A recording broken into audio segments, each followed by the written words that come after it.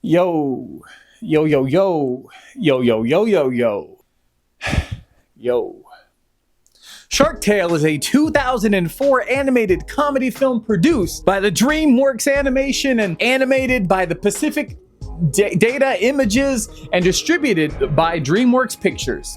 That could have been written better. So Shark Tale first premiered at the Venice Film Festival in September of 2004. Again, DreamWorks and their worldwide releases before everybody else is beyond me. They even had it on the largest inflatable screen in the world. I guess at the time, Katzenberg, their CEO, said, I quote, that they wanted to find a unique way to introduce this movie to the world. We needed a big idea. More than anything, we are in show business. This is the show part. He's talking about Shark Tale. They did a great job. They had so much fun. They record together in the same room, and there was so much fun with that. And it was released theatrically October 1st, same year. It was actually moved up to October 1st to avoid competition with another movie that came out that year called The Incredibles. But Shark Tale did make an impressive amount of $374 million on its $75 million budget, so hey, that's pretty good. It was nominated for Best Animated Feature at the 77th Academy Awards, but lost to, well, I don't know if I need to spell it out for you. So the original title for this movie was actually called Shark Slayer, but it was changed to Shark Tale about a year before it was released because, Katzenberg thought the title might scare families away. Although the title does appear in some earlier promotion for it though. But the cast for this film, my God, what a list. You know, the DreamWorks cast, they usually never disappoint us, huh? But of course this one is all about Will Smith. And this entire movie centers around that blue streak cleaner race. I don't know how you say it. I mean, I wake up every day, I say, that's the kind of fish I want as my lead in my movie. I'll explain the rest of the cast as they get introduced in the film. Super fun bonus stuff and the features at the end.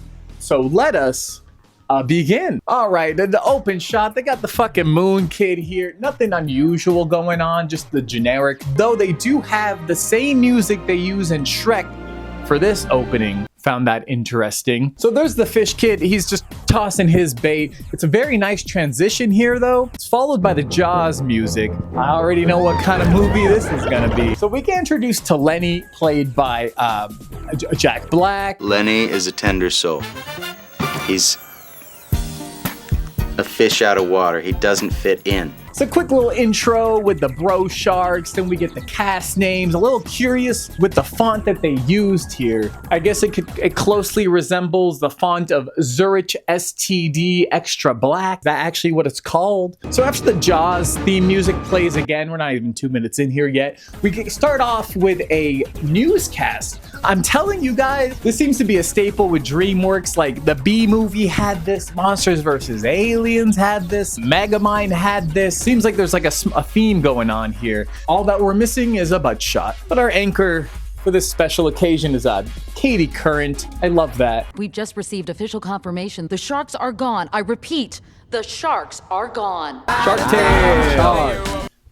Everything's gonna be all right is our opener. No miss yet with the music. I wanted to pause on our opening montage to talk about sushi prices. So you're paying $5 here to eat your own kind. I think that's a pretty great deal. But our actual first shot of Will Smith, well, it's not very flattering. Hi, I'm Oscar. You might think you know, but you have no idea. Oscar is a guy who sees big things for himself. He wants to be remembered, and he's willing to do just about anything it takes to live at the top of the reef. That's where the somebodies live. I got a couple ideas, Will. So Willie Oscar here has a dream to become a famous fish. Can I be your financial advisor? That's a billboard, Crazy Joe. Live in a billboard? But alas, he's broke. So how will he reach his dreams? There's only one positive for Oscar Willie here. He is the co-owner of the Whale Wash, and it does seem to do pretty good business. We're having special, what do you say? Why not? It's mating season, and I'm feeling lucky. You know, everyone does seem to be happy working there. Another small note, there's this poster on the clock in the machine. It says if you don't come in Saturday, don't bother coming in on Sunday, which is a cute little reference to a memo that Katzenberg sent to the executives while he was working at Disney. Maybe he was a slacker. And we get introduced to another character here, Angie, played by... Oscar decides that he's going to tell a little bit of a white lie and be celebrated for having done something that he hasn't done. And it leads to quite a bit of trouble. DreamWorks likes using her for a lot of the female leads here. I guess she's got connections. You're like my best friend. Did I mention she's also a head over fins for Oscar? Shout out to the Kelpie cream donuts. We get two more characters introduced here. The Don Shark, which we'll get to in just a second, and Sykes, the puffer fish, played by the one and the only, one of the greatest directors of this generation, Martin Scorsese. Saw an opportunity to take Oscar under my wing, so to speak, under my fin. And I showed him this puffer fish, and he just fell over laughing. They're doing like mafia fish talk here about killing the Don Shark, saying that Sykes needs to take orders from Frankie and Lenny. Great mafia names, by the way. But why would Scorsese take orders from Lenny? A cold-blooded killer. Look at him. Then they just kick him out. Is that a Titanic reference? What?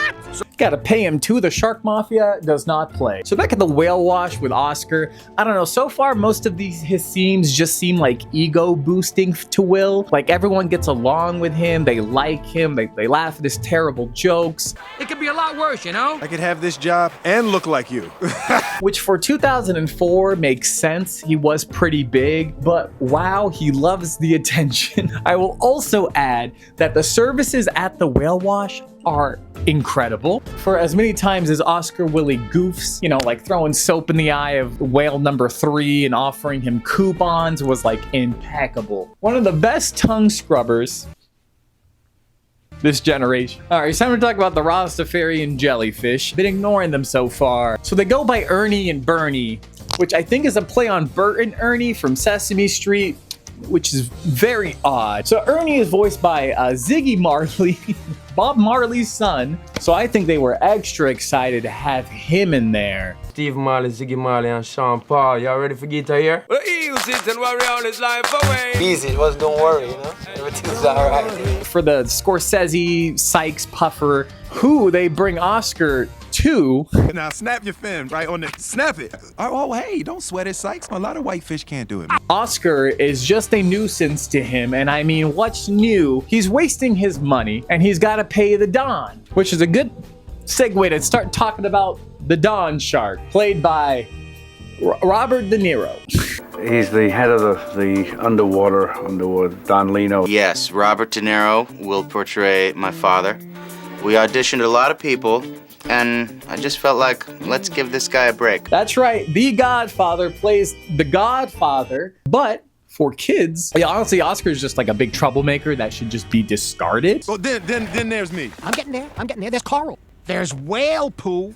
And then there's you. To get to the actual plot here, he owes him 5,000 clams, and he has 24 hours to get it. I was curious about the clam currency in this film, and this is all the wiki gave me, which it's a good start. So Oscar Willie thinks his only way out of poverty is to be somebody instead of his lifelong dream of becoming a tongue scrubber. But alas, nobody loves a nobody. I want to be a somebody. Pause on this shot. I just want to point out, I do like this shot. For the choppy CG, whoever did this though, give him a raise. So after his vent with Angie, he tells her his problems and she's like, okay. And she's like trying to be nice and she just gives him like the family heirloom to help pay off his debt. Like if it's not obvious at this point how down bad she is for you, Will, I don't know. I mean, the last family heirloom in a DreamWorks movie that we covered ended up with Roddy getting beat up. Fake. Real. Fake. Real. Fake. Real. Fake. Real. Look, watch this. See? I mean, you can't break a real ruby. She's out for blood now. So let's talk about Lenny, played by Jack Black. What's new? But hey, look, don't even worry about it. Man, me and Lenny, we gonna fix it. Whoa, what's all this about weed? So he's a vegetarian, right? This is like his weakness. He's supposed to take over the mafia fish sharks after his dad, De Niro, but he's a pussy. Go, get out of here. You're free now. Go on, go. Thank you. You're a good person.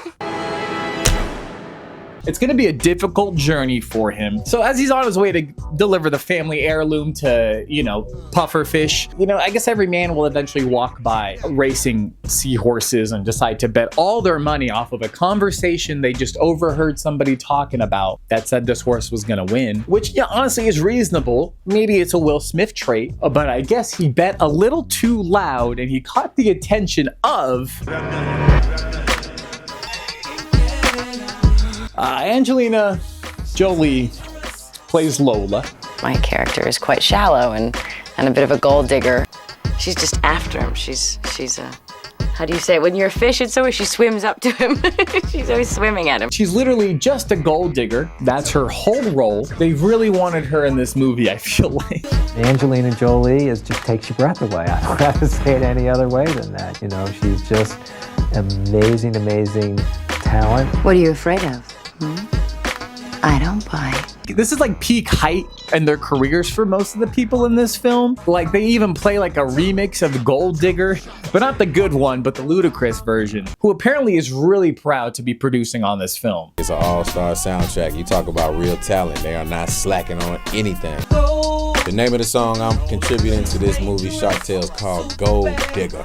Angelina Jolie's character, she's basically a gold digger. So Oscar still can't keep his mouth shut. Again, and Sykes hears what he did with the money, and so she decides to leave his ass already. Never learned from a gold digger. Now bring back some of them little wiener things. I mean, at this point, all you can do is watch the races, so that's what they do. Andy loses. I didn't see it coming. And halibut trips underwater. I think him singing "Don't Worry, Be Happy" in the back is a funny image to me. I didn't Flushed Away also have that song in there too? Be happy to cheer our boy up. It didn't cheer him up. What's happening with these DreamWorks films? So in movies where they kind of have like two storylines going on and they eventually collide into each other like 30 minutes in the film or something. That's what happens here. So while the Sharkies are out swimming to train Jack Black on how to kill, they happen to scare the marley fish. Although, would you look at that? There's some plot happening. So a pretty pivotal point happens here in the story. Jack Black pretends to eat Oscar. His bro Frankie sees he's faking it and he decides to go after Oscar and finish it off himself. And well,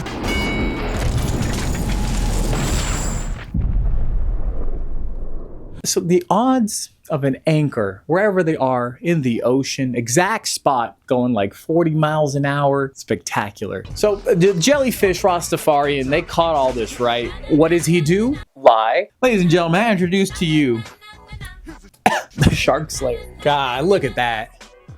What a guy. And he flexes too. God, he could get all the baddies now. I guess you get what you wish for off of a lie. What could go wrong? I mean, everyone believes him, even his closest friends that know he's weak. So a quick funeral later, the Don wants to know who killed his boy. I got some news about the guy who took out Frankie. Well, that was quick. And honestly, we can glaze over a good amount of this film. I mean, Oscar's just living his dream here. He's got billboards, the signs, the ladies, and a spectacular view, might I say. Angie's trying to tell him she loves him, but Lola decides to steal him from Angie. Normal stuff. Also, Sharks! On the edge of the reef! When they say 15 minutes of fame, they don't lie.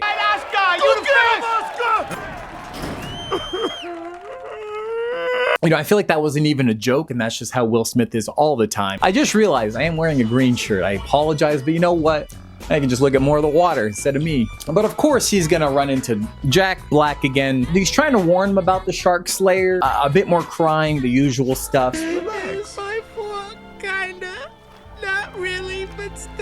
They run into these kids spray painting a mural of Oscar underwater. Sometimes there's a clock with no wheels, And they still spill the beans about him being the Shark Slayer. The jig is up. Oh, you're a liar. No, hey. Apparently, him lying does not matter to Lenny. So ultimately, he lets him tag along with him to go to the city that hates sharks. It's a submarine with a screen door. Before we get any further, we gotta play some Justin Timberlake on our sneaky mission here. I think the soundtrack of this film definitely makes it a product of its time. Justin Timberlake and hip-hop producer Timbaland recorded an original duet, Good Foot. We knew that they wanted an exciting, cool, exciting song. And I know this is still early in DreamWorks CG animations. There's still some kinks to iron out, but what is this? He got him a little shelter to stay at. So he starts complaining about being a vegetarian and how his dad won't accept him. Lots of strange metaphors here. Sykes threatens the Don Shark, saying Oscar's gonna slay him. Come on, now who's your pup daddy, huh? Who takes care of you, huh? A product of its time. Final fight gonna go crazy though. Maybe I can help. Ooh, hey!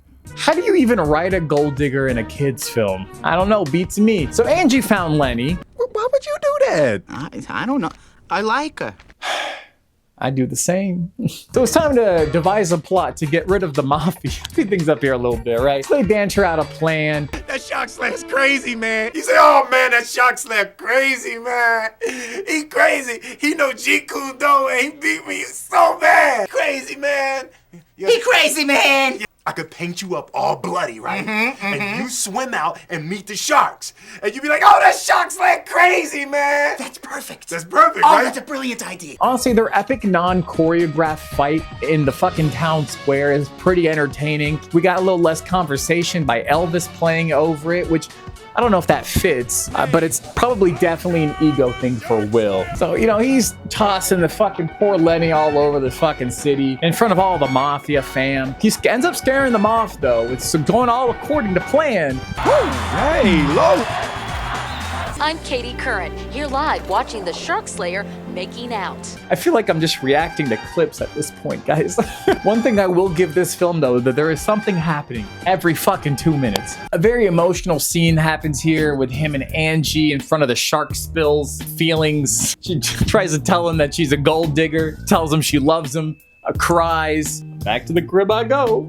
And this joke's gonna fly right over kids' heads. And this next scene, though, we do have Will getting his ass beat by Lola Fish because she doesn't take breakups well. There was a reason Brad was with her for that long. After much deep thought and deliberating, you know what, he's like, I guess I love her too. So he's on his way to confess his love to her, but she ain't at work. Is this the Shark Slayer? Yeah, who's this? It's Luca the forget about it. Be there. If you don't want to see her sleeping with the fishes. Can you believe people thought this movie was stereotypical against Italians? Maybe because it's an adult movie with adult characters, with adult problems, and a complicated, elaborate love triangle, and a fish trying to clear his debt with a loan shark, or that it's a strange kids film would be based on a 70s gangster movie. Beats me. Went to him one day and said, Marty, you know, you probably have never thought about this about yourself, but you actually have an incredible, voice, and you speak in this amazingly unique way, and it's actually pretty funny. But it's funny because all the sharks are still kind of scared of him, even though the jig is up with all his friends, so he teases them a little bit. You know who I am? Do you know who I am? I'm the Don. The boss. Speed things up here. Lenny eats Angie. He taunts them. He throws her up. Ego Will got in the way. The jig is up a third time. Then you never take sides against a family, ever! And you turn Lenny into a dolphin! I'm gonna get you! Lola Jolie is there too. She's just on the shark side. I'm not sure why this is here or how she approached them. I'm not gonna look too deep into it. I'd rather finish the film. And though I will also admit the final chase through the whale wash here is actually pretty entertaining. The way he pins the Don down in the machines, I think was cleverly done. Everyone wants to fuck him now. It's too much for him. I am not a real Shark Slayer! But like technically would he now be the Shark Slayer? So like they're having a one-on-one with like the family, right? But like he's trying to convince the Don Shark that Lenny Black is different, but he needs to accept it. So his best friend's a fish. So he likes to dress like a dolphin. So what? This may be the message. Love you, son, no matter what you eat or how you dress. This is probably the message. Okay, I will tell you. I'm a vegetarian. One of the sons is a little, I can't resist saying this, fishy, whatever. He gets the girl. Sharks are cool now. Yeah. What cool? Simple as that. I'm sure every single one of the sharks are gonna become a vegetarian now because can't eat fish anymore. We love happy endings. I guess all the sharks are gonna go veggie now. They bring out the singing fish to sing the car wash song at the car wash for the finale. Sing it with me. It's also a shark wash now. They turned it into a hybrid. You know, Scorsese tries to be cool with all the shark gangsters. Snap it, you're not snapping it. It's okay, a lot of great whites can't do it, yo. Yo, yo, yo, yo, yo, yo, yo, yo, yo, yo. I tend to have a great deal of hip-hop in my vocabulary. Roll credits, cue the rap song, and that's Shark Tale. There's a little mid-credit scene here with Lola Jolie sneaking into the penthouse again, assuming Oscar's there. I don't know, but she ends up running into... Have to be crazy not to take me back. Did someone say crazy? And that's it. That's all. Let's talk about it. Holy pop culture references. That's like 50% of this film, I'm pretty sure. This film was really just an ego buff to Will, which I think it was created just for him. Like, I think Oscar Smith and Lenny Black are like the dumbest duo, and their friendship makes absolutely no sense. On the tape. And you'll come back? And I'll come back. I don't believe you. Stay. All right. Like, he just uses him as a punching bag, actually. And after that, he's like, oh, I'm gonna go look for a place to hide now, huh? Great work there. They're both just dumb. The animation here, the fish are just damn ugly. Like, they put Will Smith's face on a fish and just called it a day. The DVD, of course, though, has the basics in it. You know, the commentary, the behind the scenes, behind the cast. A thing called Club Oscar, which I thought it was a game, but it's just a 3-minute clip of the fish dancing to the car wash song again. They really just love that song. Oh, this is Missy. Y'all know me and Christina putting it down. Missy Elliott teams up with Christina Aguilera to update the classic hit, Car Wash. It's called Car Wash. It was performed by Rose Royce in the 70s. And I jumped at the chance of getting to remake it. Car Wash. Car Wash. Behind the music and all the wonderful artists that are still relevant to this day. My brother from another mother, with the Daisy, baby, According to Hans Zimmer, though, he did tell Katzenberg that he could not deal with any more epic movies, but he wanted to do a fun animated movie instead. And so we got a chance to compose for this. A small little extra fun fact here is that this movie was produced kind of concurrently with like the Finding Nemo movie, which was released like a year and a half before this. And Katzenberg defended the movie, saying, quote, any similarities are mere coincidence. We've been open with the Pixar people so we don't step on each other's toes, which I don't know if I believe that or not, but to be fair, one of those movies is for kids. A video game based on the film was released in 2004 for every fucking console, right? Back then, the cast for the film did not reprise their roles in the game, except for Crazy Joe, that little barnacle. You know, he was itching for work after this. And I'm not a real financial advisor. Not much left to say about the film, so let's look at some reviews to end it off, y'all. First one, Julia V said, this movie is so awesome. You people have no idea what you're talking about. This is peak cinema. I love that fish so much, and these reviews are making me so sad. He does not deserve this. He's just a fish. Troy says, I like that Will Smith guy. Don't we all, Troy? Bob Longino said, this is a loud, visually busy, offensive in its obviousness, and virtually empty computer-animated film from DreamWorks. Oh, that's kind of mean. But that's it. I'm done. Thanks for joining me. Join me next time where I cover the next film, DVD, maybe VHS, maybe DreamWorks, maybe Disney, maybe something else. I'm gonna leave it a surprise this time.